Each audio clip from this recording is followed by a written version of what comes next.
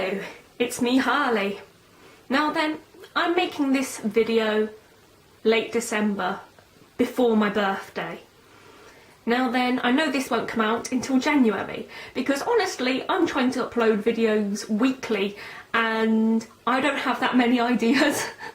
Like, I have ideas now, but give me a couple of weeks, I'm probably not going to have any. So I might as well record this and then post it later, when it's going to be late, than post it when it's relevant, because honestly, I haven't got that many ideas.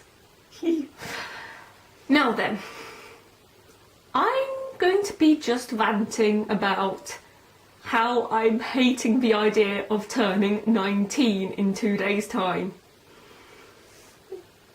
I'm turning 19. I'm in the final year of my teenage years. That's horrible. Like, this year I'm having to make decisions where I'm basically paving the way to my future. I'm making the foundations of what I'm going to be doing for the rest of my life. That's horrible. Like, I don't know what I want to be. I don't know what I want to do. Right? I know I'm not the only 19-year-old in the world who's going, you know what? I don't have any dreams or ambitions to really go and do. Like, I have one big dream. Like, one thing I would love more than anything else in the world to do as a job. But it's not going to happen. The chances of it happening are so minute that it's not even worth thinking about. And although I am going to try my hardest to get the job I want, I know deep down that it's not likely. And so far, I've had no sign that it will take off in any way, shape or form. I'll go into that later on, maybe, in a different video. But I'm having to decide what I want to do once I've finished with college. Like, I don't know. I'm at a complete loss.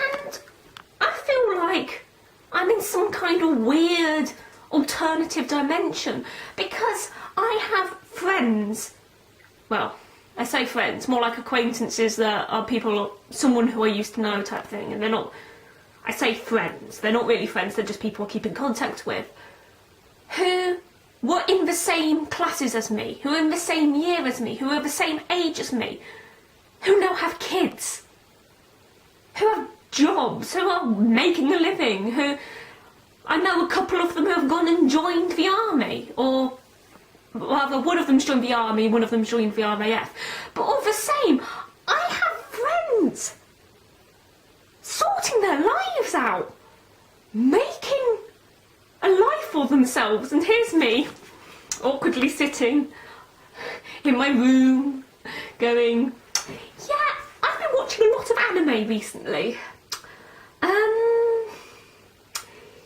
Yeah. Have you heard about this manga?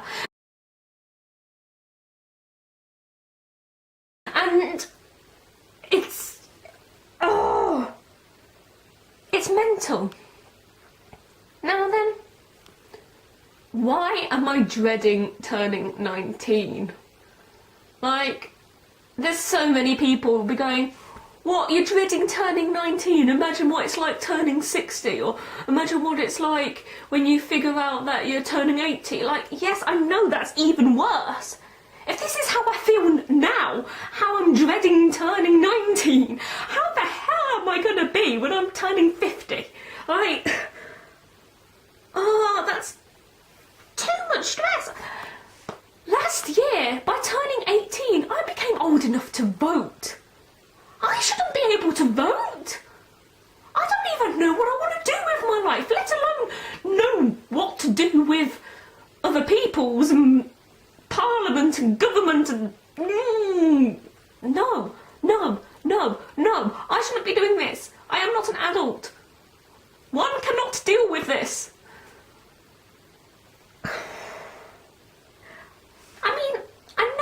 my driving licence when I was 17.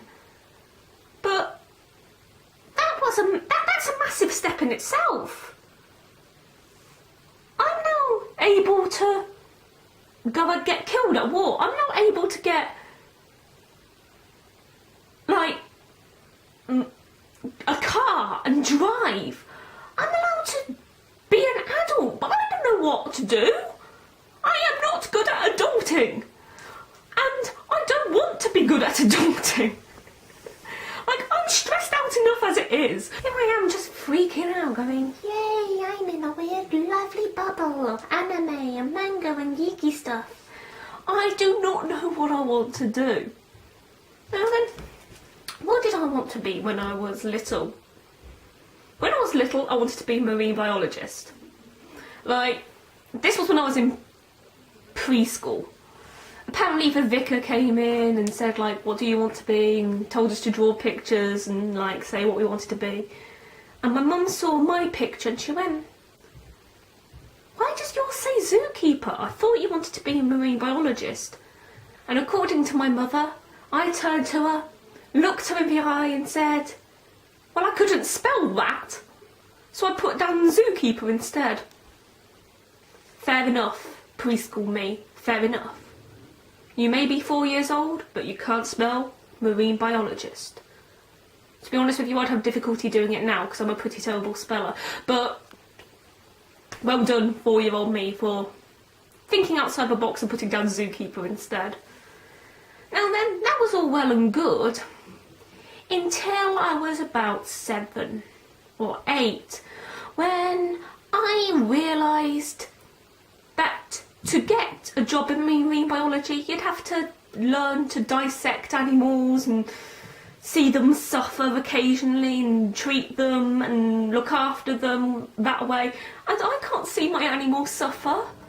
I find it bad enough when one of my pets gets poorly. I can't do it as a job.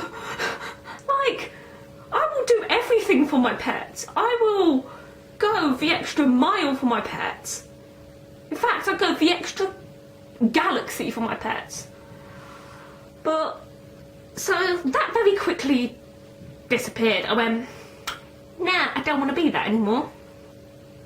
Now then, what did I decide I wanted to be instead? Around this time, I started reading a lot. Like, I have always been so passionate about books. You can see my bookcase there. Like, that isn't half my books. Most of my books are in the library. These are just some of my favourite ones. So, I say library, it's the office, cross library, cross spare bedroom. So it's a mishmash room. It's hectic. Maybe I'll show you one day. But this is only a small section of my books. This is only like my all-time favourites. And it was at this time in my life when I was about 7, 8. In fact, I was in year 5 and I first read the amazing Conan Doyle's Sherlock series. I've been rereading it for the last few months and it's been just so nice. It's just all the childhood memories coming back and it's nostalgic, and reading Sherlock just gives me such joy. I love how sarcastic Conan Doyle can be, and like how there is quite a lot of comedy elements actually in it, which is why some film adaptations of the books I don't particularly like, 'cause they take it too seriously.